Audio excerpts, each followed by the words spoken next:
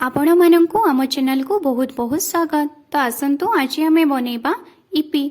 आपण मानक सहित आज इपी रेसिपीटी शेयर करिवार कारण हेउची केमिति आमे 2टी 5 टंकिया इपी पैकेट को नहीं पेट फुल हेला परी थाली इपी बनै पारिबा ताहार टिप्स और ट्रिक्स मु आज आपण मानक सहित एही रेसिपी माध्यम रे शेयर करिमि। तो चलंतु आमे बनेबा इपी।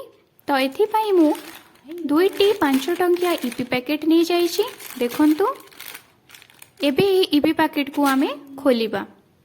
तो इपी पैकेट मध्य रे इपी सहित मसला गुंड मध्य रहिछि। एबे कोन करिबा ना गोटे ताटियारे किछि उषुम पानी नै जिबा एवं सेथिरे आमे इपी 2 खंड को पकेई देबा। आपण चाहिले गोटा इपी मध्य पकेई पारिबे नहले एहा को खंड खंड करी मध्य पकेई पारिबे। एबे एहा ऊपर ढांकुणी देई देबा और 5 रु 7 मिनिट पर्यंत एहा को पुतुरिबा पई छाडी देबा। एबे मु किछि कटा पियाज, छेचा रसुण, कटा टमाटो, गोटे कंचा लंका ता सहित किछि कटा धनिया पत्र नै जाइछि। एबे आमे कड़ाई बसैबा एवं सेथिरे 2 चम्मच तेल देई देबा। तेल गरम होला परे ता ऊपर कटा पियाज, छेचा रसुण को पकेई देबा और एहा को भलो भाबरे आमे कसिबा।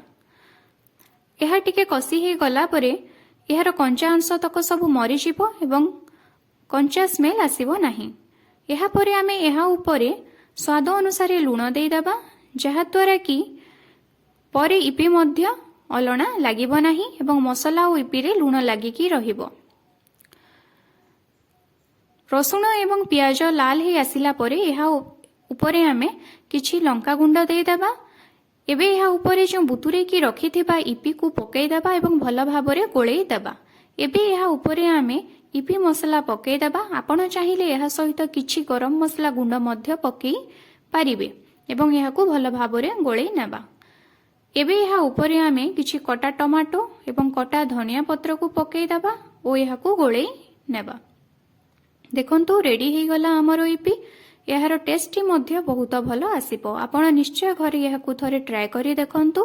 हां आ सीक्रेट टी हेउची आपण सब बेले इपी को गरम पानी रे पकेई बेसी गरम पानी नुह टिके उषुम पानी रे पकेई ढांकुणी देई एहा को 5 रु 7 मिनिट पर्यंत छाडी देबे जहा द्वारा कि एहा फुली जिवो एवं आपण बनेइला बेले अधिक इपी हेबो।